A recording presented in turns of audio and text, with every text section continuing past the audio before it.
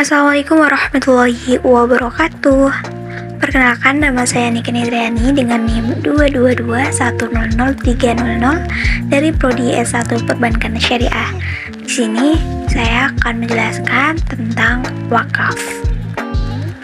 Nah, wakaf itu menurut bahasa berasal dari kata wakofa yang berarti menahan, berhenti, atau mencegah.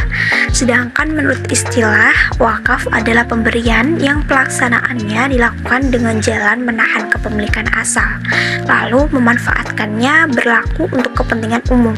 Nah, menurut beberapa ulama, misalnya Abu Hanifah berpendapat bahwasanya wakaf adalah penahan benda atas milik orang yang berwakaf dan mensedekahkan manfaatnya untuk tujuan kebaikan pada masa sekarang dan pada masa yang akan datang. Kemudian untuk syarat wakafnya, apabila wakaf dimaksudkan sebagai pemberian santunan atau sedekah, maka seorang wakif haruslah balik, berakal, menggunakan sesuatu yang baik, dan tidak dihalangi dalam menggunakan hartanya, dan berhak untuk berbuat baik dengan harta yang dimilikinya. Satu wakaf diantaranya, yang pertama, wakaf tidak dibatasi dengan waktu tertentu, sebab perbuatan wakaf berlaku untuk selamanya, tidak untuk waktu tertentu. Yang kedua, tujuan wakaf harus jelas, seperti mewakafkan sebidang tanah untuk masjid, mushola, pesantren, pemakaman, dan lain sebagainya. Yang ketiga, wakaf harus segera dilaksanakan setelah dinyatakan oleh yang menyatakan, tanpa digantungkan pada peristiwa yang akan terjadi di masa yang akan datang.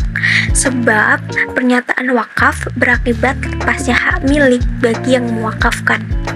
Yang keempat, wakaf merupakan perkara yang wajib dilaksanakan tanpa adanya hak yang khiyar, sebab pernyataan wakaf berlaku seketika dan untuk selamanya.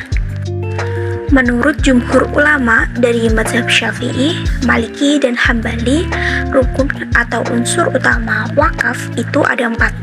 Yang pertama, orang yang berwakaf atau yang biasa disebut sebagai wakif.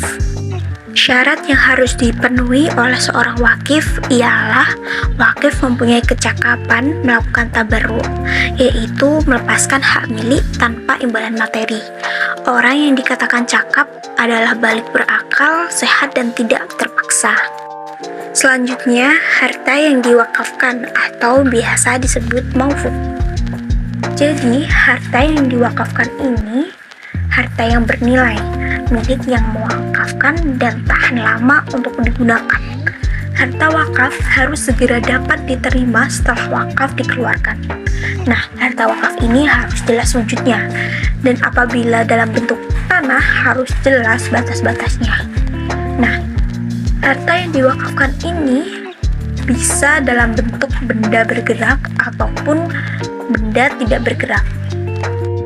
Dan apabila wakaf yang diperuntukkan membangun tempat-tempat ibadah umum, hendaklah ada badan yang menerimanya. Lalu, orang yang menerima wakaf atau biasa disebut sebagai maufuk alaih. Nah, bagi maufuk alaih diisyaratkan hadir sewaktu penyerahan wakaf. Harus ahli untuk memiliki harta yang diwakafkan. Tidak durhaka kepada Allah Subhanahu wa Ta'ala. Kemudian bisa dipercaya, dan yang terakhir bertanggung jawab. Dan rukun yang terakhir yaitu pernyataan wakaf atau sigot wakaf. Nah, sigot juga memiliki syarat tertentu, yaitu sigot itu tidak digantungkan, tidak diiringi syarat tertentu, jelas dan terang, tidak menunjukkan batas waktu tertentu atau terbatas, tidak mengandung pengertian untuk mencabut kembali terhadap wakaf yang telah diberikan dengan sendirinya. Perwakafan telah terjadi ketika itu juga. Macam-macam wakaf. Wakaf ini memiliki 2 macam, yaitu yang pertama, wakaf ahli. Wakaf yang ditujukan pada orang-orang tertentu, baik keluarga wakif atau bukan. Jadi sifatnya terbatas, hanya diperuntukkan bagi orang-orang yang umumnya dari keluarga sendiri, kerabat wakif, Kemudian, wakaf ini bisa juga disebut sebagai wakaf zuri, yang berarti keturunan atau keluarga. Wakaf yang kedua yaitu wakaf umum. Wakaf yang mula ditujukan untuk kepentingan umum dan tidak ditujukan untuk orang-orang tertentu. Wakaf ini sejalan dengan perintah agama yang dinyatakan pahalanya akan terus mengalir hingga wakif meninggal dunia, selama harta masih dapat diambil manfaatnya. Mungkin itu saja dari saya, kurang lebihnya mohon maaf. Wassalamualaikum warahmatullahi wabarakatuh.